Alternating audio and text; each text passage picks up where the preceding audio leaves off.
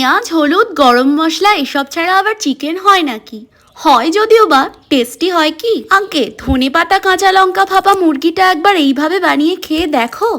বাগান থেকে মুঠো ভর্তি করে ধনেপাতা তুলে আনলাম, আর ছোট্ট পুদিনা গাছটা থেকে কোনো রকমে আধমুঠি মতন জুটলো পুদিনা পাতা।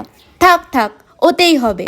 অল্প একটু জল দিয়ে মিক্সিতে ভালো করে রসটা বের করে তারপর ঢেলে নিলাম একখানা বড় পাত্রে। 1 চামচ করে করে আদা বাটা, রসুন বাটা, নুন আর গোলমরিচ গুঁড়ো দিয়ে দিলাম। ব্যাস, আর কোনো মশলা লাগছে না। মাংসটাকে বুঝিয়ে সুঝিয়ে নরম করার জন্য লেবু মহারাজকে অবশ্য একটু চাপ দিতে হবে। তারপর সব কিছু একসাথে ভালো করে মিশিয়ে 500 গ্রাম মতন মাংস ঢেলে দিলাম এর মধ্যে।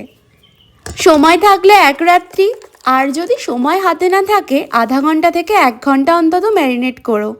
কড়াইতে সর্ষের তেল গরম করে চিকেনগুলোকে এক পিস করে ভাজতে হবে। সব শুদ্ধ একসাথে ঢেলে দিলে কিন্তু হবে না।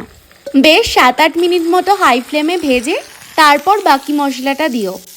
একদম রেস্টুরেন্টের মতন কাঁচা লঙ্কা ভাপা মুরগির সিক্রেটটা আছে কাঁচা লঙ্কাতেই। খাটনি কমাতে প্রথমেই ধনেপাতার সঙ্গে বেটে নিলে কিন্তু ধনেপাতার গন্ধটাই পাওয়া যাবে। কাঁচা লঙ্কারও যে একটা মিষ্টি সুবাস আছে, সেটা পেতে কাঁচা লঙ্কাগুলোকে আলাদা করে বেটে পরে মেশাতে হবে। তারপর মিনিট 15 লো টু মিডিয়াম ফ্লেমে ঢাকা দিয়ে রান্না করার পর টেস্ট ব্যালেন্সিংয়ের জন্য দিয়ে দেব 1 চিমটে চিনি, 2খানা গন্ধরাজ লেবুর পাতা আর ওই গোটা 10 মতন গোটা কাঁচা লঙ্কা।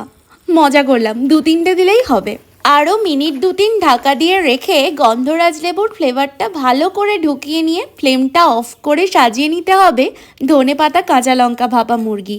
যে কোনো ফ্রায়েড রাইস বা পরোটার সঙ্গেই এই চিকেনটা চলে, তবে আমার বানানো এই মুড়মুড়ে চালের আটার রুটির সঙ্গে যেন উসেন বোল্টের গতি নিয়ে নেয়। যেদিন ঘরে মাংস রান্নার জন্য পেঁয়াজ থাকবে না, সেই দিন এইভাবে চিকেনটা বানিয়ে খেয়ে দিয়ে আমায় জানিও।